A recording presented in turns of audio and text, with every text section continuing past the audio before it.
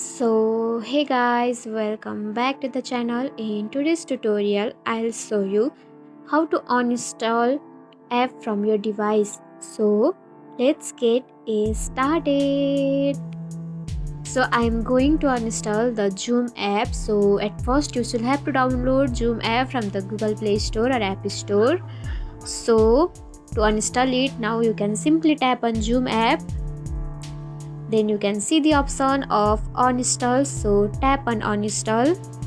Then you can simply tap on keep 106 MB of app data, or even you cannot choose it, then confirm it either you want to uninstall or not. So I'm tapping on OK. Now uninstalling Zoom. So the app is successfully uninstalled from my device, and that's it. If you found this tutorial helpful, don't forget to like, comment, share, subscribe, and also hit the bell icon for more easy tutorials. I'll see you in the next video. Till then, bye bye, take care, have a great day.